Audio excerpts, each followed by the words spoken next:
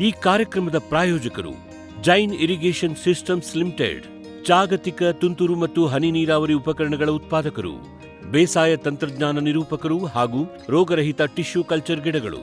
Cadbury's, cocoa ಬೆಳೆಸಿ ಅಧಿಕ ಆದಾಯ ಗಳಿಸಿ. ವೀಕ್ಷಕರೇ ನಮಸ್ಕಾರ.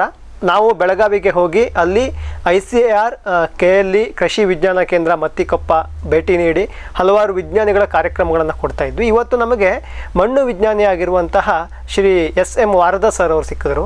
ಸಾಮಾನ್ಯವಾಗಿ ನಾವು ನೈಸರ್ಗಿಕ ಕೃಷಿ ಮಾಡ್ತಾ ಇರುವಂಥ, ಸಾವಯವ ಕೃಷಿ ಮಾಡ್ತಾ ಇರುವಂಥ ಹಲವಾರು ರೈತರಲ್ಲಿ ಕೇಳಿದಾಗ ಅವ್ರು ಹೇಳ್ತಾರೆ, ಸರ್ ನಾವು ಜೀವಾಮೃತ ಹಾಕ್ತೀವಿ, ಬೀಜಾಮೃತವನ್ನು ಉಪಯೋಗಿಸಿದ್ವಿ, ದಶಪರ್ಣಿ ಕಷಾಯವನ್ನು ಮಾಡ್ತಿದ್ವಿ ಅಂತ ಅಂದ್ಕೊಂಡು. ಕೆಲವೊಂದು ರೈತರ ಹತ್ರ ಅಲ್ಲೇ ನಾವು ಕೇಳ್ಬಿಡ್ತೀವಿ, ಇದು ಹೇಗೆ ಸರ್ ನೀವು ತಯಾರು ಮಾಡೋದು ಹೇಗೆ, ಇದನ್ನು ಹೇಗೆ ಅಂದ್ಕೊಂಡು. ಸೊ ಇಲ್ಲಿ ಮಣ್ಣು ವಿಜ್ಞಾನ ಮಾಡೋದ್ರ ಜೊತೆಗೆ ಇವರದ್ದೇ ಡಿಪಾರ್ಟ್ಮೆಂಟಲ್ಲಿ ಇವರದ್ದೊಂದು ನೈಸರ್ಗಿಕ ಕೃಷಿ ತಾಕು ಇಟ್ಟಿದ್ದಾರೆ. ಅಲ್ಲಿ ಈ ರೀತಿ ಎಲ್ಲ ಕಷಾಯಗಳಿರಬಹುದು, ಗೊಬ್ಬರ ಇರ್ಬೋದು, ಸೂಕ್ಷ್ಮಜೀವಿಗಳನ್ನು ವೃದ್ಧಿ ಮಾಡಿಕೊಂಡು ನೈಸರ್ಗಿಕವಾಗಿ ಒಂದಿಷ್ಟು ತರಕಾರಿಗಳನ್ನು ಬೆಳೀತಾ ಇದ್ದಾರೆ. ನಾವು ಸರ್ ಹತ್ರ ಕೇಳ್ಕೊಂಡು, ಸರ್ ಹೇಗಿದ್ರೆ ನಮಗೆ ಸಿಕ್ಕಿದ್ದೀರಾ ಈ ಎಲ್ಲನೂ ಜೀವಾಮೃತ, ಬೀಜಾಮೃತ ಹಿಡಿದು ಅಗ್ನಿಅಸ್ತ್ರ, ಬ್ರಹ್ಮಾಸ್ತ್ರ, ದಶಪರ್ಣಿ ಕಷಾಯ ಅಂತಿದೆ, ಇವೆಲ್ಲ ಏನು, ಎತ್ತ, ಹೇಗೆ ಮಾಡ್ತಾರೆ, ಏನು ಉಪಯೋಗ ಅಂತ ಅಂದ್ಕೊಂಡು ನಮಗೆ ಒಟ್ಟಾರೆ ತಿಳಿಸ್ಕೊಟ್ಬಿಡಿ ಅಂದ್ಕೊಂಡು. ಸೊ ಇವತ್ತು ಬನ್ನಿ, ಇವತ್ತು ನಮಗೆ ಇಲ್ಲಿ ಮಣ್ಣು ವಿಜ್ಞಾನಿ ಆಗಿರುವಂತಹ ವಾರದ ಸರ್ ಅವರನ್ನ ಭೇಟಿಯಾಗಿ ಈ ರೀತಿ ನೈಸರ್ಗಿಕ ಕೃಷಿಯಲ್ಲಿ ಬಳಸುವಂತಹ ಕಷಾಯಗಳಿರಬಹುದು, ಅದು ರೋಗಕ್ಕೋ, ಕೀಟಕ್ಕೋ, ಮಣ್ಣಿನ ಸೂಕ್ಷ್ಮಜೀವಿನ ವೃದ್ಧಿ ಮಾಡೋದಕ್ಕೋ, ಏನಕ್ಕೆ ಯಾವ ರೀತಿ ಮಾಡ್ತಾರೆ ಅಂತ ಕೇಳ್ಕೊಂಡು ಬರೋಣ. ಎಲ್ಲ ರೈತ ಬಂದವರಿಗೆ ನಮಸ್ಕಾರ. ನಾವೀಗ ICAR KLE ಕೃಷಿ ವಿಜ್ಞಾನ ಕೇಂದ್ರ ಮತ್ತಿಕೊಪ್ಪದಲ್ಲಿದ್ದೇವೆ. ಮಣ್ಣಿನ ಆರೋಗ್ಯ ಕಾಪಾಡಿಕೊಳ್ಳುವ ನಿಟ್ಟಿನಲ್ಲಿ ರೈತರಿಗೆ ತಂತ್ರಜ್ಞಾನದ ಮಾಹಿತಿಯನ್ನು ಕೊಟ್ಟು ಅವರ ಒಂದು ಮಣ್ಣಿನ ಆರೋಗ್ಯವನ್ನು ಸುಧಾರಣೆ ಮಾಡುವ ಮೂಲಕ ಹಾಗೂ ಸುಸ್ಥಿರವಾಗಿ ಉತ್ಪಾದನಾ ಸಾಮರ್ಥ್ಯವನ್ನು ಮೇಂಟೈನ್ ಮಾಡೋದ್ರ ಮುಖಾಂತರ ರೈತರಿಗೆ ನಾವು ಸೇವೆಯನ್ನು ಕೊಡ್ತಾಯಿದ್ದೀವಿ. ಅದರಲ್ಲಿ ಮುಖ್ಯವಾಗಿ ಮಣ್ಣು ಪರೀಕ್ಷೆ ಒಂದು ಪ್ರಯೋಗಾಲಯ ನಮ್ಮಲ್ಲಿ ಉನ್ನತ ಮಟ್ಟದಲ್ಲಿ ನಾವು ಸ್ಥಾಪನೆ ಮಾಡಿದ್ದೀವಿ. ಅದರ ಮೂಲಕ ರೈತರಿಗೆ ಮಣ್ಣು ಮತ್ತು ನೀರಿನ ಪರೀಕ್ಷೆ ಮುಖಾಂತರ ಅಲ್ಲಿರ್ತಕ್ಕಂಥ ಪೋಷಕಾಂಶಗಳ ಮಟ್ಟವನ್ನು, ಹಾಗೆ ರಸಸಾರ ಆಗಿರ್ಬೋದು ಮತ್ತು ಬೇರೆ ಸೂಕ್ಷ್ಮ ಪೋಷಕಾಂಶಗಳಾಗಿರ್ಬೋದು, ಅದರ ಮಟ್ಟವನ್ನು ತಿಳ್ಕೊಂಡು ಯಾವ ಬೆಳೆಗೆ ಸೂಕ್ತ ಗೊಬ್ಬರಗಳನ್ನು ಯಾವ ಪ್ರಮಾಣದಲ್ಲಿ ಮತ್ತು ಯಾವ ಅವಧಿಯಲ್ಲಿ, ಬೆಳೆ ಅವಧಿಯಲ್ಲಿ ನೀಡಬೇಕನ್ನುವಂಥ ಒಂದು ಶಿಫಾರಸುಗಳನ್ನು ನಾವು ಈ ಒಂದು ಕೇಂದ್ರದಿಂದ ಮಾಡ್ತಾಯಿದ್ದೀವಿ. ನಾವು ಈ ಸದ್ಯನೇ ಒಂದು ನೈಸರ್ಗಿಕ ಕೃಷಿ ಒಂದು ತಾಕಿನಲ್ಲಿ ನಾವು ಇದ್ದೇವೆ. ಇಲ್ಲಿ ಒಂದು ನೈಸರ್ಗಿಕ ಕೃಷಿ ಘಟಕವನ್ನು ನಾವು ಮಾಡಿಕೊಂಡಿದ್ದೇವೆ. ತಮಗೆಲ್ಲ ತಿಳಿದ ಹಾಗೆ ಇವತ್ತಿನ ದಿನಮಾನಗಳಲ್ಲಿ ಅತಿಯಾದ ರಾಸಾಯನಿಕ ಗೊಬ್ಬರ, ಕ್ರಿಮಿನಾಶಕಗಳನ್ನು, ಹಾಗೆಯೇ ಅತಿಯಾದ ನೀರಿನ ಬಳಕೆಯಿಂದ ನಮ್ಮ ಮಣ್ಣಿನ ಒಂದು ಗುಣಮಟ್ಟ ಕಡಿಮೆ ಆಗ್ತಾಯಿದೆ.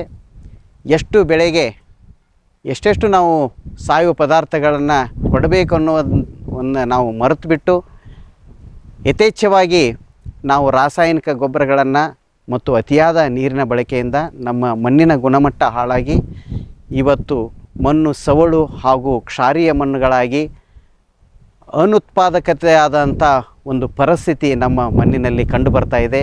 ಈ ದಿಶೆಯಲ್ಲಿ ನಾವು ಅನೇಕ ಸಂದರ್ಭಗಳಲ್ಲಿ ರೈತರಿಗೆ ರಾಸಾಯನಿಕ ಗೊಬ್ಬರಗಳನ್ನು ಕಡಿಮೆ ಮಾಡಿ ಸಾವಯವ ಪದಾರ್ಥಗಳನ್ನು ಹೆಚ್ಚು ಮಾಡಿ ಒಂದು ಮಣ್ಣಿನ ಸುಸ್ಥಿರವಾದ ಉತ್ಪಾದನೆ ಸಾಮರ್ಥ್ಯವನ್ನು ಕಾಪಾಡಿಕೊಳ್ಳೋಕ್ಕೆ ಸಲಹೆಯನ್ನು ಕೊಡ್ತಾ ಇದ್ದೇವೆ. ಆದರೂ ಕೂಡ ರೈತರು ಈ ದನಕರಗಳ ಸಂಖ್ಯೆ ಕಡಿಮೆ ಆಗಿರೋದ್ರಿಂದ ಹೆಚ್ಚು ಪ್ರಮಾಣದಲ್ಲಿ ಸಾವಯವ ಗೊಬ್ಬರಗಳ ಬಳಕೆ ನಡೀತಾ ಇಲ್ಲ. ಈ ದಿಸೆಯಲ್ಲಿ ನಾವು ಮುಂದುವರೆದು ಪುರಾತನ ಕಾಲದಲ್ಲಿದ್ದಂಥ ಒಂದು ನೈಸರ್ಗಿಕ ಕೃಷಿಯ ಒಂದು ಪರಿಚಯವನ್ನು ರೈತರಿಗೆ ಇವತ್ತಿನ ದಿನಮಾನಗಳಲ್ಲಿ ನಮ್ಮ ಕೇಂದ್ರದಿಂದ ಮಾಡ್ತಾಯಿದ್ವಿ. ಆ ಒಂದು ಪ್ರಯತ್ನದ ಫಲವಾಗಿ ನಾವು ಈ ಘಟಕದಲ್ಲಿ ಇವತ್ತು ಬಂದಿದ್ದೇವೆ. ಈ ನೈಸರ್ಗಿಕ ಕೃಷಿ ಅಂದರೆ ಇದು ರಾಸಾಯನಿಕ ಮುಕ್ತವಾದಂಥ ಕೃಷಿ, ರಾಸಾಯನಿಕಗಳಿಲ್ಲದೇ ಮಾಡ್ತಕ್ಕಂಥ ಕೃಷಿಯಾಗಿದೆ. ಹಾಗೆ ಇನ್ನೊಂದು ಅರ್ಥದಲ್ಲಿ ಇದು ಸೂಕ್ಷ್ಮಾಣು ಜೀವಿಗಳನ್ನು ಅಭಿವೃದ್ಧಿ ಮಾಡುವಂಥದ್ದೇ ಒಂದು ನೈಸರ್ಗಿಕ ಕೃಷಿಯ ವ್ಯವಸಾಯದ ಮುಖ್ಯ ಉದ್ದೇಶ ಆಗಿದೆ. ಇದು ಕಡಿಮೆ ಖರ್ಚಿನಲ್ಲಿ ಸುಸ್ಥಿರವಾದ ಉತ್ಪನ್ನವನ್ನು ಬೆಳೆಗೆ ನಾವು ಈ ಭೂಮಿಯಲ್ಲಿ ತೆಗೆಯಲಿಕ್ಕೆ ಸಾಧ್ಯ ಇದೆ. ಇದರಲ್ಲಿ ಮುಖ್ಯವಾಗಿ ನಾವು ಗೊಬ್ಬರಗಳನ್ನು, ಈ ಸೂಕ್ಷ್ಮಾಣು ಜೀವಿಗಳನ್ನು ಅಭಿವೃದ್ಧಿ ಮಾಡುವ ಮುಖಾಂತರ ನಾವು ಈ ಗೊಬ್ಬರದ ಅಥವಾ ಸೂಕ್ಷ್ಮ ಲಘು ಪೋಷಕಾಂಶ ಆಗಿರ್ಬೋದು, ಮುಖ್ಯ ಪೋಷಕಾಂಶ ಇರೋದು, ಅವುಗಳ ಲಭ್ಯತೆಯನ್ನು ಹೆಚ್ಚು ಮಾಡ್ತೇವೆ. ಇಲ್ಲಿ ಮುಖ್ಯವಾಗಿ ಸೂಕ್ಷ್ಮಾಣು ಜೀವಿಗಳ ಒಂದು ಚಟುವಟಿಕೆ ಕಾರಣವಾಗಿರುತ್ತದೆ. ಉದಾಹರಣೆಗೆ ನಾವಿಲ್ಲಿ ರೈಸೋಬಿಯಂ ಮತ್ತು ಅಜೋಸ್ಪಿರ್ಲಮ್ ಈ ಥರದ ಜೀವಕೋಶಗಳನ್ನು ನಾವು ಭೂಮಿಯಲ್ಲಿ ಈ ಒಂದು ಅನೇಕ ನೈಸರ್ಗಿಕ ಕೃಷಿಯ ಪರಿಕರಗಳನ್ನು ಉಪಯೋಗ ಮಾಡಿದಾಗ ಈ ಸೂಕ್ಷ್ಮಾಣುಜೀವಿಗಳ ಸಂಖ್ಯೆ ಜಾಸ್ತಿ ಆಗ್ತದೆ. ಉದಾಹರಣೆಗೆ ನಾವು ದ್ವಿದಳ ಧಾನ್ಯವನ್ನು ತೆಗೆದುಕೊಂಡದ್ದೇ ಆದರೆ ಇಲ್ಲಿ ರೈಸೋಬಿಯಂ ಅಣುಜೀವಿ ನಮ್ಮ ಈ ಬೇರುಗಳಲ್ಲಿ, ದ್ವಿದಳ ಧಾನ್ಯದ ಬೇರುಗಳಲ್ಲಿ ಗಂಟುಗಳನ್ನು ಮಾಡ್ತದೆ. ಈ ಗಂಟುಗಳಲ್ಲಿ ರೈಸೋಬಿಯಂ ಅಣುಜೀವಿ ವಾಸವಾಗಿದ್ದು ಸಹಜೀವಿಯಾಗಿ ಬೆಳೆಯೊಂದಿಗೆ ಜೀವನ ಮಾಡಿ ಅದು ಹವೆಯಲ್ಲಿದ್ದಂಥವನ್ನು ಬೆಳೆಗಳಿಗೆ ಪೂರೈಕೆ ಮಾಡುವಂಥ ಸಾಮರ್ಥ್ಯವನ್ನು ಹೊಂದಿದೆ. ಹವೆಯಲ್ಲಿ ತಮಗೆಲ್ಲರೂ ತಿಳಿದ ಹಾಗೆ ಹವೆಯಲ್ಲಿ 78% ಸಾರಜನಕ ಇದೆ. ಈ ಸಾರಜನಕವನ್ನು 1 ಎಕರೆಗೆ ಸುಮಾರು 10 kgಯಷ್ಟು ಕೊಡುವಂಥ ಸಾಮರ್ಥ್ಯ ಈ ರೈಸೋಬಿಯಂ ಅಣುಜೀವಿಯಲ್ಲಿದೆ. ಅದೇ ಥರ ನಮ್ಮ ಭೂಮಿಯಲ್ಲಿದ್ದಂಥದ್ದು ರಂಜಕದ ಪ್ರಮಾಣ ಬಹಳಷ್ಟು ಇದ್ದರೂ ಕೂಡ ನಾವು ಹಾಕಿದಂಥ ರಂಜಕದ ಗೊಬ್ಬರ ಆಗಿರ್ಬೋದು ಅಥವಾ ಭೂಮಿಯಲ್ಲಿದ್ದಂಥ ರಂಜಕ ಆಗಿರ್ಬೋದು ಅದಕ್ಕೆ ಬೆಳೆಗೆ ಸಿಗದೇ ರೂಪಕ್ಕೆ ಇರೋದರಿಂದ ಸುಮಾರು 35-40% ನಾವು ಕೊಟ್ಟಂಥ ರಂಜಕ ಗೊಬ್ಬರ ಕ್ಯಾಲ್ಸಿಯಂ ಅನ್ನುವಂಥ ಒಂದು ಮೂಲ ವಸ್ತುವಿನ ಜೋಡಿ ಸಂಯೋಜನೆಯಾಗಿ ಅದು ನೀರಿನಲ್ಲಿ ಕರಗದೇ ಇರುವಂಥ ರೂಪಕ್ಕೆ ಹೋಗೋದರಿಂದ ಆ ಒಂದು ಬೆಳೆಗೆ ಅಷ್ಟು ಪ್ರಮಾಣದಲ್ಲಿ ರಂಜಕವ ಸಿಗೋದಿಲ್ಲ. ಸೊ ಈಗ ನಾವು ರಂಜಕ ಕರಗಿಸುವ ಬ್ಯಾಕ್ಟೀರಿಯಾ ಅದು ಕೂಡ ಒಂದು ಅಣುಜೀವಿ, ಸೂಕ್ಷ್ಮಾಣುಜೀವಿ. ಈ ಸೂಕ್ಷ್ಮಾಣುಜೀವಿ ನಮ್ಮ ನೈಸರ್ಗಿಕ ಕೃಷಿ ವ್ಯವಸ್ಥೆಯಲ್ಲಿ ಅಭಿವೃದ್ಧಿ ಆಗ್ತದೆ. ಇದನ್ನು ನಾವು ಅನೇಕ ಪರಿಕರಗಳನ್ನು ಬಳಸೋದ್ರಿಂದ ಈ ಒಂದು ಜೀವಕೋಶದ ಅಭಿವೃದ್ಧಿ ಆಗ್ತದೆ. ಅಲ್ಲಿ ಯಥೇಚ್ಛವಾಗಿ ನಾವು ಕೊಟ್ಟಂಥ ರಂಜಕ ಗೊಬ್ಬರ ಕೂಡ ಲಭ್ಯತೆ ಹೆಚ್ಚಾಗುವಂಥದ್ದನ್ನು ಸ್ಥಿತಿಯನ್ನು ನಿರ್ಮಾಣ ಆಗ್ತದೆ. ಅದೇ ರೀತಿ ಭೂಮಿಯಲ್ಲಿ ಕೂಡ ರಂಜಕ ಏನಿರುತ್ತೆ, ರೆಸಿಡ್ಯುವಲ್ ಫಾಸ್ಫರಸ್ ಅಂತ ಹೇಳ್ತೀವಿ, ಅದು ಕೂಡ ಕರಗಿ ಬೆಳೆಗೆ ಲಭ್ಯತೆಯನ್ನು ಹೆಚ್ಚು ಮಾಡ್ತದೆ. ಈ ದಿಸೆಯಲ್ಲಿ ಈ ಒಂದು ಸೂಕ್ಷ್ಮಾಣುಜೀವಿಗಳನ್ನು ನಾವು ಅಭಿವೃದ್ಧಿಯನ್ನು ಮಾಡಿದಾಗ ಮಣ್ಣಿನಲ್ಲಿ ಅನೇಕ ಪೋಷಕಾಂಶಗಳ ಲಭ್ಯತೆ ಆಗ್ತದೆ. ಆಮೇಲೆ ಈ ಜೀವಕೋಶಗಳಿಂದ ಹ್ಯೂಮಸ್ ಡೆವಲಪ್ ಆಗಲಿಕ್ಕೆ ನಾವು ಅದೇ ತ್ಯಾಜ್ಯ ವಸ್ತುಗಳಿರ್ತದೆ, ಸಾವಯವ ಪದಾರ್ಥ ಇರ್ತದೆ, ಇದು ಒಂದು ಕಳಿವಿಕೆಯಿಂದ ಅಂತಿಮವಾಗಿ ನಮಗೆ ಹ್ಯೂಮಸ್ ಅನ್ನುವಂಥ ವಸ್ತು ತಯಾರಾಗ್ತದೆ. ಈ ಹ್ಯೂಮಸ್ ಅನ್ನುವಂಥ ತಯಾರು ಆಗಬೇಕಾದ್ರೆ ನಮಗೆ ಈ ಜೀವಕೋಶಗಳ ಲಭ್ಯತೆ ಅವಶ್ಯಕತೆ ಇದೆ. ಈ ಹಿನ್ನೆಲೆಯಲ್ಲಿ ಯಾವಾಗ ಹ್ಯೂಮಸ್ ಚೆನ್ನಾಗಾಗ್ತದೋ ಅಲ್ಲಿ ಮಣ್ಣಿನ ರಚನೆ ಚೆನ್ನಾಗಾಗ್ತದೆ, ನೀರನ್ನು ಹಿಡಿದುಕೊಳ್ಳುವಂಥ ಸಾಮರ್ಥ್ಯ ಹೆಚ್ಚಾಗ್ತದೆ, ನೀರು ಬಸಿದು ಹೋಗುವಂಥ ಕೆಪಾಸಿಟಿ ಆ ಮಣ್ಣಿನಲ್ಲಿ ಬರ್ತದೆ. ಹಾಗೆಯೇ ಎಲ್ಲ ಒಂದು ಪೋಷಕಾಂಶಗಳ ಲಭ್ಯತೆ ಕೂಡ ಈ ಮಣ್ಣಿನಲ್ಲಿ ಹೆಚ್ಚಾಗ್ತದೆ. ಆದ್ದರಿಂದ ನಾವು ಈ ಜೀವಕೋಶಗಳ ಅಭಿವೃದ್ಧಿಯನ್ನು ಈ ನೈಸರ್ಗಿಕ ಕೃಷಿಯಲ್ಲಿ ಮಾಡೋದ್ರ ಮುಖಾಂತರ ಅನೇಕ ತೆರನಾದ ನಮಗೆ ಪೋಷಕಾಂಶಗಳು ಮಣ್ಣಿಗೆ ಸಿಗೋದ್ರಿಂದ, ಬೆಳೆಗೆ ಸಿಗೋದ್ರಿಂದ ಅದರ ಒಂದು ಬೆಳವಣಿಗೆ ಆಗಿರ್ಬೋದು, ಮತ್ತೇ ಅದರ ಉತ್ಪಾದನೆ ಸಾಮರ್ಥ್ಯ ಹೆಚ್ಚಾಗೋದರಲ್ಲಿ ನಿಶ್ಚಯವಾಗಿ ಸಾಧ್ಯತೆ ಇದೆ.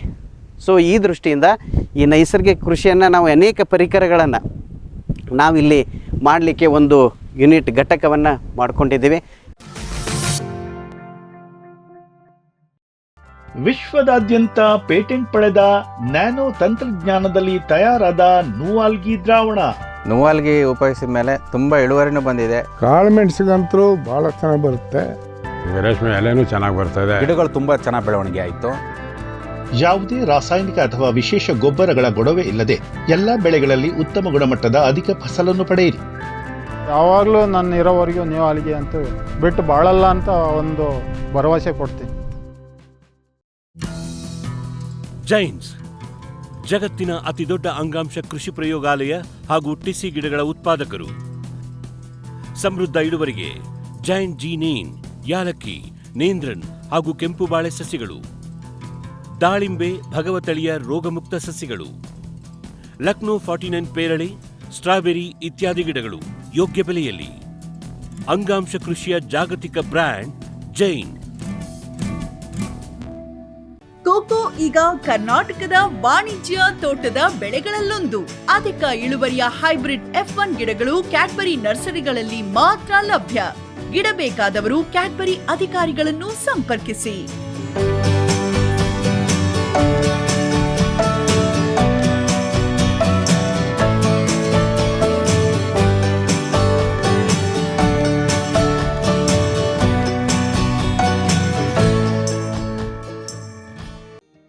ಕಲ್ಪತರು ಫಾರ್ಮ್ ಮತ್ತು ನರ್ಸರಿ, ಹಲವು ತಳಿಗಳ ಕಾಳುಮೆಣಸು, ಕಾಫಿ, ಜಾಯ್ಕಾಯಿ, ಏಲಕ್ಕಿ, ಕೋಕೋ ಸಸಿಗಳು, ಮಿಯಾಜಾಕಿ ಮಾವು, ಜಪಾನೀಸ್ ರೆಡ್ ಸೀಬೆ, ಸೀಡ್ಲೆಸ್ ಹಲಸು, ಮೆಕೆಡೆಮಿಯಾ ಕಸಿ ಮುಂತಾದ ವಿಶೇಷ ಗಿಡಗಳು, ಅಡಿಕೆ, ತೆಂಗು, ಬಟರ್ಫ್ರೂಟ್, ಸೇಬು, ಅಪ್ಪೇಮಿಡಿ ಇತ್ಯಾದಿ, ಶ್ರೀಗಂಧ, ಸಿಲ್ವರ್ ಓಕ್, ರಕ್ತಚಂದನ. ಕಲ್ಪತರು ಫಾರ್ಮ್ ಮತ್ತು ನರ್ಸರಿ, ಶಿವಮೊಗ್ಗ. ಮೇಘ ಅಗ್ರೋಟೆಕ್, ನೀರುಳಿತಾಯದ ಜಾಣ ಮಾರ್ಗ. ವಿದ್ಯುತ್ ಕಣ್ಣಾಮುಚ್ಚಾಲೆಗೆ ಪರಿಹಾರ ಮೇಘ ಸೋಲಾರ್ ಪಂಪ್ ಸೆಟ್. ನಿಖರ ಹನಿ ನೀರಾವರಿಗೆ Megha drip, sprinkler, rain gun. Drip irrigation ಮತ್ತು ಫರ್ಟಿಗೇಷನ್ ಆಟೋಮೇಷನ್ಗೆ ಡ್ರಿಪ್ ಸ್ಮಾರ್ಟ್. 30 ವರ್ಷಗಳ ನಿರಂತರ ಸೇವೆ, ಲಕ್ಷಾಂತರ ಸಂತೃಪ್ತ ಗ್ರಾಹಕರು. ಮೇಘ ಅಗ್ರೋಟೆಕ್. ಫ್ಯೂಚರ್ ಬಯೋಟೆಕ್, ಸಾವಯವ ಕೃಷಿಯ ವೇಗವರ್ಧಕ. ಪೋಷಕಾಂಶ ಪೂರೈಕೆಗೆ ಎನ್ಪಿಕೆ ಕಲ್ಚರ್, ವ್ಯಾಮ್, ಪಿಎಸ್ಪಿ ಮತ್ತು ಕೆಎಂಬಿ. ಜೈವಿಕ ರೋಗ ಕೀಟ ನಿಯಂತ್ರಣಕ್ಕೆ ಟ್ರೈಕೋಡರ್ಮಾ, ಸೂಡೋಮನಾಸ್. ಸಾವಯವ ಗೊಬ್ಬರ ಉತ್ಪಾದನೆಗೆ ಕಾಂಪೋಸ್ಟ್ ಕಲ್ಚರ್. ಹೂವು ಕಾಯಿ ಉದುರುವ ಸಮಸ್ಯೆಗೆ ಕಾಮಧೇನು ಮತ್ತು ಸತ್ವ. ಮಣ್ಣಿನ ಆರೋಗ್ಯ ವೃದ್ಧಿಗೆ ಫ್ಯೂಚರ್ ಬಯೋಟೆಕ್, ಧಾರವಾಡ.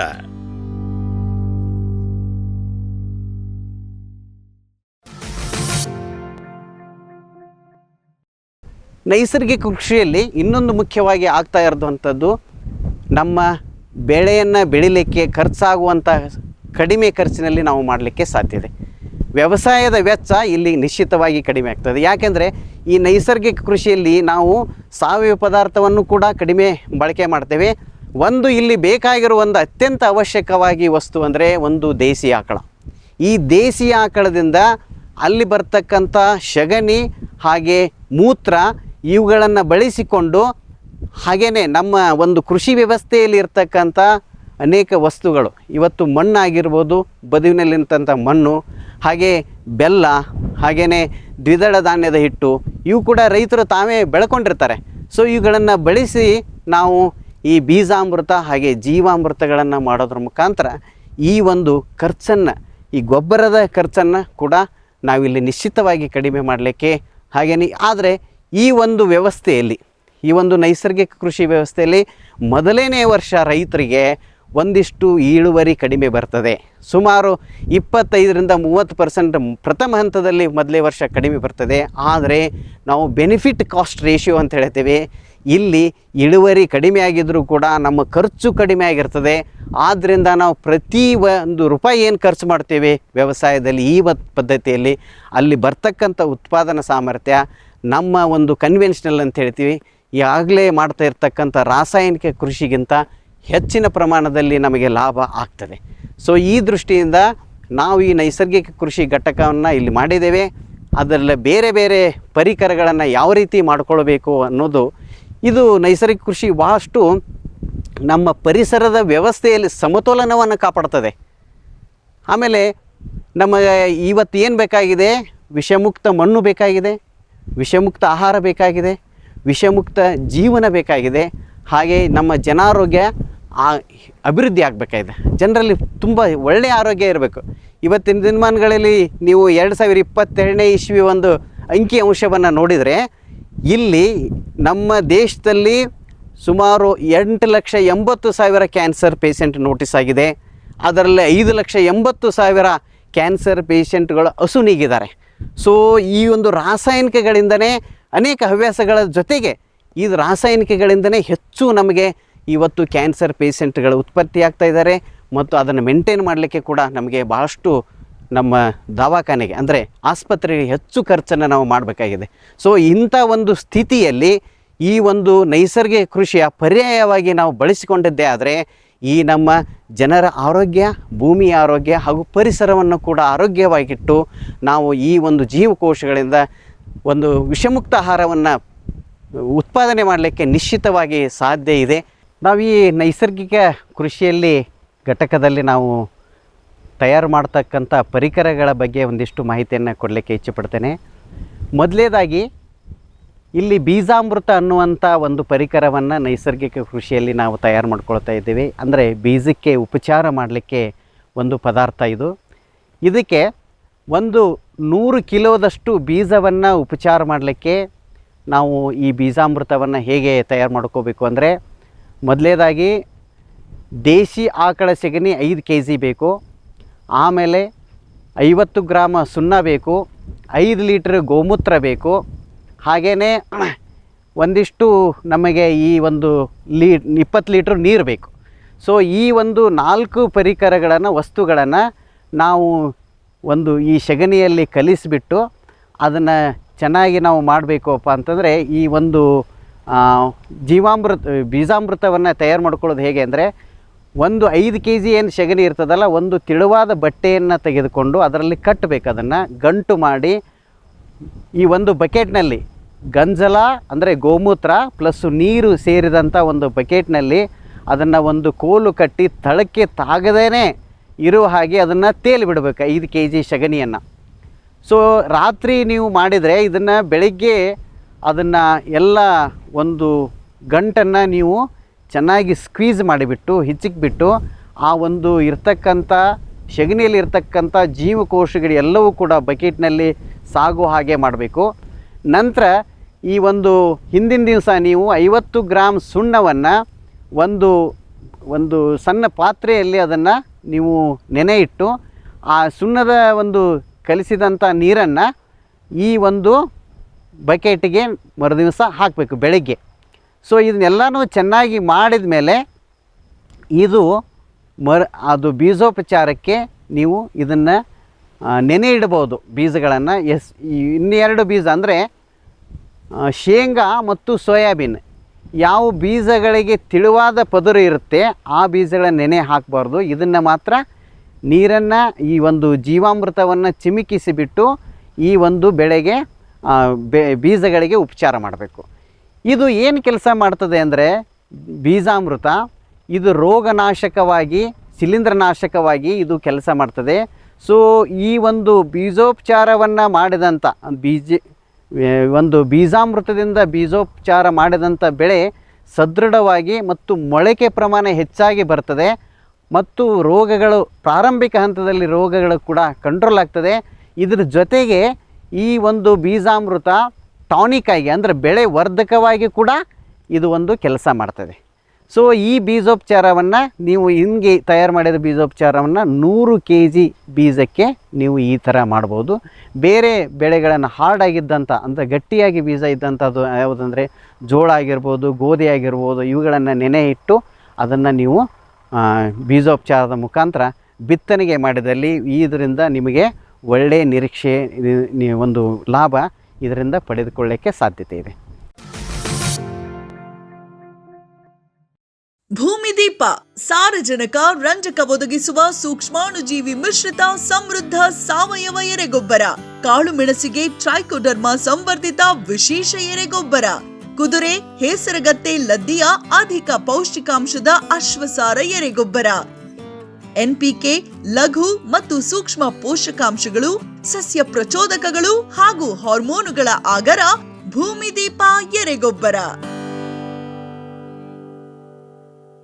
ಕ್ಯಾಪ್ಸ್ಬರ್ ಅಗ್ರಿಸೈಂಟ್, ICAR ಕೃಷಿ ವಿಜ್ಞಾನ ಸಂಸ್ಥೆಗಳ ಸೂಕ್ಷ್ಮ ಪೋಷಕಾಂಶ ಮಿಶ್ರಣಗಳು.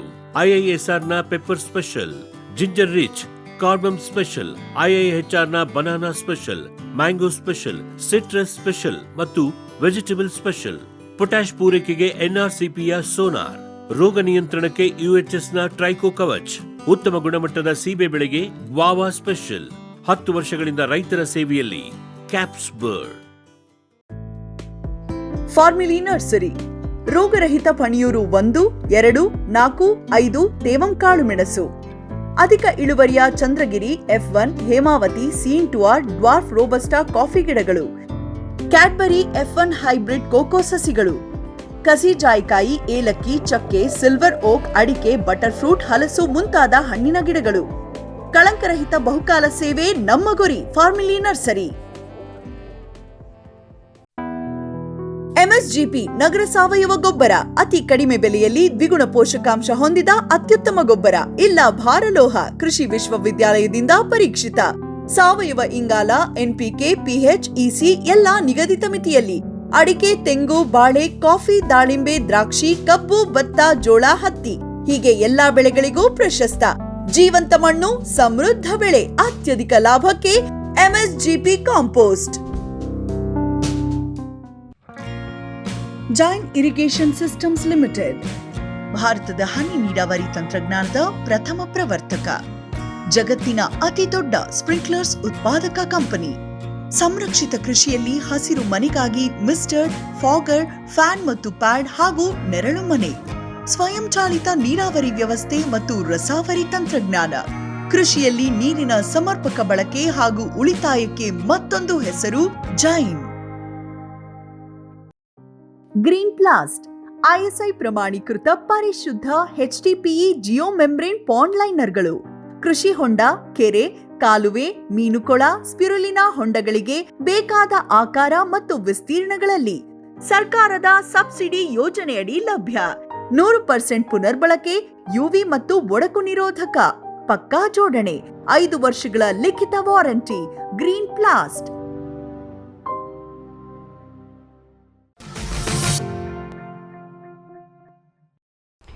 ಇನ್ನು ಎರಡನೇ ಪರಿಕರ ಅಂದರೆ ಜೀವಾಮೃತ. ಜೀವಾಮೃತದಲ್ಲಿ 2 ಥರದ ಜೀವಾಮೃತ ಬರ್ತದೆ. ವನ ಬೇಸಾಯಕ್ಕೆ ಬೆಳೆಸಬೇಕಾದಂಥ ಜೀವಾಮೃತ ಅಂದರೆ ಅದು ಘನ ಜೀವಾಮೃತ, ಗಟ್ಟಿಯಾಗಿರುವಂಥದ್ದು. ಈ ಘನ ಜೀವಾಮೃತದಲ್ಲಿ ನಾವು ಏನು ಬೇಕಾಗುತ್ತೆ ಅಂದರೆ ಪರಿಕರ, ಇದಕ್ಕೆ 100 kg ದೇಶಿ ಆಕಳ ಸಗಣಿ ಬೇಕಾಗ್ತದೆ, 10 ಲೀಟರ್ ಗಂಜಲ ಅಂದರೆ ಗೋಮೂತ್ರ ಬೇಕಾಗ್ತದೆ, ಆಮೇಲೆ 2 ಕಿಲೋ ಕಡಲೆ ಹಿಟ್ಟು ಅಥವಾ ಯಾವುದೇ ದ್ವಿದಳ ಧಾನ್ಯದ, ಅದು ತೊಗರಿ ಆಗಿರ್ಬೋದು, ಅಲಸಂದೆ ಆಗಿರ್ಬೋದು, ಕಡಲೆ ಆಗಿರ್ಬೋದು, ಆ ಒಂದು ದ್ವಿದಳ ಧಾನ್ಯದ ಹಿಟ್ಟು 2 ಕಿಲೋ ಬೇಕಾಗ್ತದೆ. ಹಾಗೆ 2 ಬೊಗಸೆ ಮಣ್ಣು, ಬದುವಿನಲ್ಲಿರ್ತಕ್ಕಂಥ ಬೊಗಸೆ ಮಣ್ಣು, ತಮ್ಮದೇ ಹೊಲದಂತ ಆಗಿರ್ಬೋದು, ಆ ರೈತನ ಹೊಲದಲ್ಲಿ ಇರುವಂಥ 2 ಬೊಗಸೆ ಮಣ್ಣು. ಏಕೆಂದರೆ ಬದುವಿನಲ್ಲಿ ಯಾವುದೇ ಕ್ರಿಮಿನಾಶಕಗಳನ್ನು ನೀವು ಹೆಚ್ಚು ಉಪಯೋಗ ಮಾಡಿರೋದಿಲ್ಲ, ಅಲ್ಲಿ ಜೀವಕೋಶಗಳು, ಆ ವ್ಯವಸ್ಥೆಯಲ್ಲಿ ಬೆಳೆದಂಥ ಜೀವಕೋಶಗಳಿರುವುದರಿಂದ 2 ಬೊಗಸೆ ಮಣ್ಣನ್ನು ನೀವು ಅದಕ್ಕೆ ಸೇರಿಸಿದರೆ ಸೊ ಅಲ್ಲಿ ಜೀವಕೋಶಗಳು ಅಭಿವೃದ್ಧಿ ಆಗ್ತದೆ.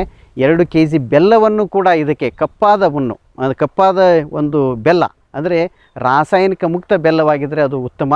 ಸೊ ಇವುಗಳನ್ನು ನೀವು ಏನು ಮಾಡಬೇಕಪ್ಪ ಅಂತಂದರೆ ಈ ಒಂದು ಸಗಣಿಯನ್ನು, ಈ ವಸ್ತುಗಳನ್ನು ಎಲ್ಲವನ್ನು ಸೇರಿಸಿಬಿಟ್ಟು ಅದನ್ನು ಸರಿಯಾಗಿ ಚಪಾತಿ ಮಾಡ್ತಾಯಿರಲ್ಲ ಆ ಥರದ ಹಿಟ್ಟನ್ನು ಮಿಕ್ಸ್ ಮಾಡಬೇಕು. ಈ ಸಗಣಿಯನ್ನು ಎಲ್ಲ ವಸ್ತುಗಳಿಂದ ಇದನ್ನು ಚೆನ್ನಾಗಿ ಮಿಕ್ಸ್ ಮಾಡಿ ಸಣ್ಣ ಕುಳ್ಳುಗಳ ಟೈಪ್, ಅಂದರೆ ಒಂದು ಸಣ್ಣ ಸಣ್ಣ ಫ್ಲೇಕ್ಸ್ ಅಂತೇವೆ, ಆ ಥರ ಮಾಡಿ ಅದನ್ನು ನೀವು ಇಡಬೇಕು. ಹೀಗೆ ಮಾಡಿದಂಥ ಈ ಒಂದು ಸಗಣಿ ಮತ್ತು ಇದು ಘನಜೀವಾಮೃತದ ವಸ್ತುವನ್ನು ಇದು ತಯಾರಾಗಿದೆ. ಆದರೆ ಇದನ್ನು 21 ದಿವಸದ ನಂತರ ಎಲ್ಲ ಜೀವಕೋಶಗಳು ಸಮೃದ್ಧವಾಗಿ ಬೆಳೆದುಕೊಂಡಿರ್ತಾವೆ ಒಂದು ವ್ಯವಸ್ಥೆಯಲ್ಲಿ. ಆಗ 21 ದಿವಸದ ನಂತರ ಈ ಒಂದು ಫ್ಲೇಕ್ಸ್ಗಳನ್ನು ಎಲ್ಲವನ್ನು ಕೂಡ, ಅಥವಾ ಕೇಕ್ಸ್ಗಳನ್ನು ಎಲ್ಲವನ್ನು ಕೂಡ ಪೌಡರ್ ಮಾಡಿ ಅದನ್ನು ಗೋಣಿ ಚೀಲದಲ್ಲಿ ಅಥವಾ ಇನ್ಯಾವುದೇ ಚೀಲದಲ್ಲಿ ನೀವು ತುಂಬಿಟ್ರೆ ಅದನ್ನು ಯಾವಾಗಲೂ ಬೇಕಾದರೂ ನೀವು ಬಳಸಲಿಕ್ಕೆ ಸೂಕ್ತ. ಸೊ ಈ ಒಂದು ಘನಜೀವಾಮೃತವನ್ನು ವನ ಬೇಸಾಯದಲ್ಲಿ ಬೆಳೀತಕ್ಕಂಥ ಬೆಳೆಗಳಿಗೆ ಬಿತ್ತುವ ಒಂದು ವೇಳೆಯಲ್ಲಿ 2 ಕ್ವಿಂಟಲ್ ಅಂದರೆ 200 ಕಿಲೋ ಈ ಒಂದು ಘನಜೀವಾಮೃತವನ್ನು ಎಳೆಶೆಡ್ಡಿನ ಮುಖಾಂತರ ಬಿತ್ತುವ ಸಮಯದಲ್ಲಿ ನೀವು ಆ ಭೂಮಿಗೆ ಸೇರಿಸಬೇಕು. ನಂತರ ಹೀಗೆ ಮಾಡಿದ ನಂತರ ಇನ್ನೊಮ್ಮೆ ಎಡೆಕುಂಟಿ ಹೊಡೆಯುವ ಸಮಯದಲ್ಲಿ ನೀವು ಇನ್ನೂ 200 ಕಿಲೋ ಈ ಒಂದು ಘನಜೀವಾಮೃತವನ್ನು ಭೂಮಿಗೆ ಸೇರಿಸಿದರೆ ಒಳ್ಳೆಯ ಒಂದು ಪ್ರತಿಫಲ ಇದರಿಂದ ಸಿಗ್ತದೆ. ಅನೇಕ ಜೀವಕೋಶಗಳು ಬೆಳೆದುಬಿಟ್ಟು ಅಲ್ಲಿ ಪೋಷಕಾಂಶಗಳ ಲಭ್ಯತೆಯನ್ನು ಹೆಚ್ಚು ಮಾಡ್ತೇವೆ. ಹಾಗೆಯೇ ಮಣ್ಣಿನ ರಚನೆಯನ್ನು ಕೂಡ ಹೆಚ್ಚು ಮಾಡಲಿಕ್ಕೆ, ಚೆನ್ನಾಗಿ ಮಾಡಲಿಕ್ಕೆ, ನೀರನ್ನು ಹಿಡಿದಿಟ್ಕೊಳ್ಳಲಿಕ್ಕೆ ಇದು ಸಹಾಯ ಮಾಡಿ ಈ ಒಂದು ಘನಜೀವಾಮೃತ ನಮ್ಮ ಬೆಳೆ ವರ್ಧಕವಾಗಿ ಬೆಳೆಯನ್ನು ಬೆಳೆಸಲಿಕ್ಕೆ ಹಾಗೂ ಒಳ್ಳೆಯ ಉತ್ಪನ್ನವನ್ನು ತೆಗಿಲಿಕ್ಕೆ, ಸುಸ್ಥಿರವಾಗಿ ಉತ್ಪನ್ನವನ್ನು ತೆಗಿಲಿಕ್ಕೆ ಒಂದು ಅವಕಾಶವನ್ನು ಮಾಡಿಕೊಡ್ತದೆ. ಇನ್ನು ಈ ಜೀವಾಮೃತದಲ್ಲಿ ನೀರಾವರಿ ಬಳಸಬೇಕಾದಂಥ ಜೀವಾಮೃತ ಅಂದರೆ ಅದು ದ್ರವ ಜೀವಾಮೃತ ಅಂತ ಹೇಳ್ತೇವೆ. ಇದನ್ನು ಮಾಡಿಕೊಳ್ಳುವ ಪದ್ಧತಿ ಹೇಗೆ ಅಂದರೆ ಇದು ಕೂಡ ಘನಜೀವಾಮೃತ ರೀತಿಯಲ್ಲೇ ಇರುತ್ತೆ. ಆದರೆ ಇಲ್ಲಿ ಒಂದು ಸಗಣಿಯನ್ನು ತೆಗೆದುಕೊಳ್ಳುತ್ತೇವಲ್ಲ, ಅದು ಅಲ್ಲಿ 100 kg ಸಗಣಿಯನ್ನು ತೆಗೆದುಕೊಳ್ತೇವೆ, ಇಲ್ಲಿ 10 kg ದೇಶಿ ಸಗಣಿ, ಆಕಳ ಸಗಣಿಯನ್ನು ತೆಗೆದುಕೊಳ್ತೇವೆ, 10 ಲೀಟರ್ ಗಂಜಲವನ್ನು ತೆಗೆದುಕೊಳ್ಳುತ್ತೇವೆ, ಹಾಗೆ 2 kg ಬೆಲ್ಲ, 2 kg ಯಾವುದೇ ದ್ವಿದಳ ಧಾನ್ಯದ ಹಿಟ್ಟು, ಹಾಗೆಯೇ 2 ಬೊಗಸೆ ಮಣ್ಣನ್ನು ಕೂಡ ಇದಕ್ಕೆ ಸೇರಿಸ್ತೇವೆ. ಸೊ ಇದನ್ನು ನಾವು ತಯಾರು ಮಾಡಬೇಕಾದ್ರೆ ಘನಜೀವಾಮೃತವನ್ನು 200 ಲೀಟ್ರದ ಒಂದು ಬ್ಯಾರಲನ್ನು ತೆಗೆದುಕೊಳ್ಬೇಕು. ಅದನ್ನೇ ನೆರಳಲ್ಲಿ ಇಡಬೇಕು. ಹಾಗೆಯೇ ಸ್ವಲ್ಪ ಗಾಳಿ ಕೂಡ ಆಡದಂಥ ಒಂದು ಪ್ಲೇಸ್ನಲ್ಲಿ ಅದನ್ನು ಇಟ್ಟು ಅದಕ್ಕೆ ಈ ಎಲ್ಲ ವಸ್ತುಗಳನ್ನು 10 kg ಸಗಣಿ, 10 ಲೀಟರ್ ಗೋಮೂತ್ರ, 2 kg ಬೆಲ್ಲ, 2 kg ಹಿಟ್ಟು, ಹಾಗೆಯೇ 2 ಬಗಸಿ ಮಣ್ಣನ್ನು ಅದಕ್ಕೆ ಚೆನ್ನಾಗಿ ಕಲಿಸಿ ನಾವು ಆ ಒಂದು 200 ಲೀಟ್ರ್ ಬ್ಯಾರಲ್ನಲ್ಲಿ ಹಾಕಬೇಕು. ಸೊ ಹೀಗೆ ಹಾಕಿದಾಗ ಒಂದಿಷ್ಟು ನೀರನ್ನು ಹಾಕಿ ಅದನ್ನು ಎಲ್ಲವನ್ನು ಮಿಕ್ಸ್ ಮಾಡಬೇಕು. ಅದು 200 ಲೀಟ್ರ್ ದಾಟಬಾರ್ದು. ಟೋಟಲ್ ವಾಲ್ಯೂಮ್ ಅಂತ ಹೇಳ್ತೀವಿ, ಟೋಟಲ್ ಗಾತ್ರ, ಆ ಬ್ಯಾರಲ್ನಲ್ಲಿ ಸೇರಿದಂಥ ಗಾತ್ರ 200 ಲೀಟ್ರ್ ದಾಟಬಾರ್ದು. ಸೊ ಈ ಒಂದು ಎಲ್ಲವನ್ನು ಹಾಕಿದಂಥ ಬ್ಯಾರನಲ್ಲಿ ಒಂದು ದಿವಸಕ್ಕೆ 3 ಬಾರಿ, ಮುಂಜಾನೆ, ಮಧ್ಯಾಹ್ನ ಮತ್ತು ಸಾಯಂಕಾಲ ಅದು ಒಂದು ಕೋಲನ್ನು ತೆಗೆದುಕೊಂಡು ಚೆನ್ನಾಗಿ ರೊಟೇಷನ್ ಅಂದರೆ ತಿರುಗಿಸ್ಬೇಕು. ಇದು ಹೇಗೆ ತಿರುಗಿಸ್ಬೇಕಪ್ಪ ಅಂತಂದರೆ ಸುಳಿ ಬೀಳಬೇಕು, ಸುಳಿ ರಿಂಗ್ಸ್ ಬರಬೇಕು. ಆ ಥರ ನೀವು ಮಾಡಿದರೆ ಎಲ್ಲ ಜೀವಕೋಶಗಳು ಬೆಳೀತಾ ಇದೆ. ಆ ಜೀವಕೋಶಗಳು ಆ ದ್ರವ ಜೀವಾಮೃತದಲ್ಲಿ ಬೆಳ್ಕೊಂಡು ಮಿಕ್ಸಿಂಗ್ ಆಗ್ತದೆ. ಮೇಲೆ ಕೆಳಗೆ ಮಿಕ್ಸಿಂಗ್ ಆಗೋದ್ರಿಂದ ಚೆನ್ನಾಗಿ ಆ ಜೀವಕೋಶಗಳು ಬೆಳ್ಕೊಳ್ತೇವೆ. ಸೊ ಇದು 5 ದಿವಸದ ಥರನ ಹೀಗೇನೇ ಮಾಡಬೇಕು. ಮುಂಜಾನೆ, ಮಧ್ಯಾಹ್ನ, ಸಾಯಂಕಾಲ ತಿರುಗಿಸ್ತಾ ಇರಬೇಕು. ಆದರೆ ಇದಕ್ಕೆ ಅದ್ರ ಮೇಲೆ ಕವರನ್ನು, ಪ್ಲಾಸ್ಟಿಕ್ ಕವರನ್ನು ಹಾಕಬಾರ್ದು. ಅದರ ಬದಲಾಗಿ ಒಂದು ಗೋಣಿ ಚೀಲವನ್ನು ನೀರಿನಲ್ಲಿ ಅದ್ದಿಬಿಟ್ಟು ಅದನ್ನು ಮುಚ್ಚಬೇಕು. ಅಂದರೆ ತಂಪಾಗಿರುತ್ತೆ, ಜೀವಕೋಶಗಳು ಎಲ್ಲವೂ ಕೂಡ ಬೆಳ್ಕೊಳ್ಳೋಕ್ಕೆ ಅನುಕೂಲ ಆಗ್ತದೆ. ಸೊ 5 ದಿವಸದ ನಂತರ 6ನೇ ದಿವಸ ಅಥವಾ 7ನೇ ದಿವಸಕ್ಕೆ ನೀವು ಈ ಒಂದು ದ್ರವ ಜೀವಾಮೃತವನ್ನು ನೀರಾವರಿ ಒಂದು ಬೆಳೆಗಳಿಗೆ, ಯಾವುದೇ ಬೆಳೆ ಆಗಿರ್ಬೋದು, ಅದಕ್ಕೆ ಕೊಡುವಂಥ ಪದ್ಧತಿ ಹೇಗೆಪ್ಪ ಅಂತಂದರೆ, ಇದನ್ನು ನೀವು ಡ್ರಿಪ್ ಆಗಿದ್ದರೆ ಸೋಸಿ ಡ್ರಿಪ್ ಮುಖಾಂತರ ಅದನ್ನು ಒಂದು ಬೆಳೆಗಳಿಗೆ ಒದಗಿಸಬೇಕು. ಇಲ್ಲ ಅಂದರೆ ಹರಿ ನೀರನ್ನು ನೀವು ಕೊಡ್ತಾ ಇದ್ದರೆ ಹರಿ ನೀರಿಗೆ ಒಂದು ಟ್ಯಾಂಕನ್ನು ಅಲ್ಲಿ ಬಿಟ್ಟು ಅದಕ್ಕೆ ಒಂದು ನಳವನ್ನು ಹಚ್ಚಿ ಆ ಒಂದು ನಳದ ಮುಖಾಂತರ ಅದು ಹರಿ ನೀರಿನ ಜೊತೆ ಹೋದಾಗ ಎಲ್ಲ ಒಂದು ಕ್ಷೇತ್ರಕ್ಕೆ 1 ಎಕರೆಗೆ 200 ಲೀಟರ್ 15 ದಿವಸಕ್ಕೊಮ್ಮೆ, 15 ದಿವಸ ಆದಮೇಲೆ ಮತ್ತೆ 15 ದಿವಸದ ನಂತರ ಈ 200 ಲೀಟರ್ ದ್ರವ ಜೀವಾಮೃತವನ್ನು ನೀವು ನೀರಾವರಿ ಬೆಳೆಗೆ, ಯಾವುದೇ ಬೆಳೆ ಆಗಿರ್ಬೋದು, ಅದನ್ನು ಸೇರಿಸಿದ ಮುಖಾಂತರ ಈ ಒಂದು ಜೀವಕೋಶಗಳ ಅಭಿವೃದ್ಧಿ ಆಗ್ತದೆ. ತೋಟಗಾರಿಕೆ ಬೆಳೆಯಲ್ಲಿ ಆಗಿದ್ದರೆ ತಾವು ಅದನ್ನು ಗಿಡಗಳಿಗೆ ಸುತ್ತಮುತ್ತನೇ ಕೊಟ್ಟರು ನಡೀತದೆ. ಅಥವಾ ಡ್ರಿಪ್ ಇದ್ದರೆ ಡ್ರಿಪ್ಪಿನ ಮುಖಾಂತರ ಕೂಡ ಇದನ್ನು ಕೊಡಲಿಕ್ಕೆ ಸಾಧ್ಯತೆ ಇದೆ. ಈ ಮುಖಾಂತರ ಎಲ್ಲ ಜೀವಕೋಶಗಳ ಅಭಿವೃದ್ಧಿಯಾಗಿ ಮಣ್ಣಲ್ಲಿ ಯಥಾವತ್ತಾಗಿ ನಾನು ಆಗಲೇ ಹೇಳಿದಂಗೆ ಎಲ್ಲ ಹ್ಯೂಮಸ್ ತಯಾರಾಗಲಿಕ್ಕೆ ಸಾಧ್ಯ ಇದೆ. ಹಾಗೆಯೇ ಜೀವಕೋಶಗಳ ಅಭಿವೃದ್ಧಿ ಆದಾಗ ಹವೆಯಲ್ಲಿರ್ತಕ್ಕಂಥ ಸಾರಜನಕ ಕೂಡ ಬೆಳೆಗಳಿಗೆ ಸಿಗುತ್ತದೆ. ಭೂಮಿಯಲ್ಲಿದ್ದಂಥ ರಂಜಕ ಕೂಡ ಲಭ್ಯತೆ ಕೂಡ ಹೆಚ್ಚಿಗೆ ಆಗ್ತದೆ. ಆವಾಗ ಆಟೋಮೆಟಿಕ್ಕು ನಮ್ಮ ಬೆಳೆಯ ಬೆಳವಣಿಗೆ ಹಾಗೂ ಒಂದು ಇಳುವರಿಯ ಮಟ್ಟ ಸುಧಾರಣೆ ಆಗ್ತದೆ ಅಂತ ಹೇಳ್ಬೋದು. ವೀಕ್ಷಕರ, ಇಷ್ಟೋ ತನಕ ನಮಗೆ ICAR KLE ಕೃಷಿ ವಿಜ್ಞಾನ ಕೇಂದ್ರ ಮತ್ತಿಕೊಪ್ಪದಲ್ಲಿ ಮಣ್ಣು ವಿಜ್ಞಾನಿಗಳಾಗಿರುವಂತಹ ಶ್ರೀ SM ವಾರದ ಸರ್ ಅವರು ನೈಸರ್ಗಿಕ ಕೃಷಿ ಬಗ್ಗೆ ಒಂದಿಷ್ಟು ಮಾಹಿತಿಗಳನ್ನು ತಿಳಿಸ್ಕೊಟ್ರು. ಜೊತೆಗೆ ನೈಸರ್ಗಿಕ ಕೃಷಿಯಲ್ಲಿ ಮಣ್ಣಿನ ಪೌಷ್ಟಿಕಾಂಶವನ್ನು ಹೆಚ್ಚು ಮಾಡೋಕ್ಕೆ, ಮಣ್ಣಲ್ಲಿರುವಂಥ ಸೂಕ್ಷ್ಮಾಣು ಜೀವಿಗಳನ್ನು ವೃದ್ಧಿಸೋಕೆ ಅಂತ ಅಂದ್ಕೊಂಡು ಜೀವಾಮೃತ ಇರಬಹುದು, ಬೀಜಾಮೃತ ಇರಬಹುದು, ಅದನ್ನು ಯಾವ ರೀತಿ ತಯಾರು ಮಾಡಬೇಕು. ಅದರಲ್ಲಿ 2 ಥರ ಜೀವಾಮೃತದಲ್ಲಿ ಒಂದು ಗಟ್ಟಿ ಜೀವಾಮೃತ ಬರುತ್ತೆ, ಇನ್ನೊಂದು ನೀರಿನೊಂದಿಗೆ ಬೆರೆತಿರುವಂಥ ಜೀವಾಮೃತ ಬರುತ್ತೆ. ಅದು ಏನು, ಹೇಗೆ ತಯಾರು ಮಾಡಬೇಕು, ಯಾವಾಗ ಕೊಡಬೇಕು, ಎಷ್ಟು ಕೊಡಬೇಕು ಅನ್ನೋದ್ರ ಬಗ್ಗೆ ಇವತ್ತಿನ ಕಂತಿನಲ್ಲಿ ಮಾಹಿತಿ ಕೊಟ್ಟರು.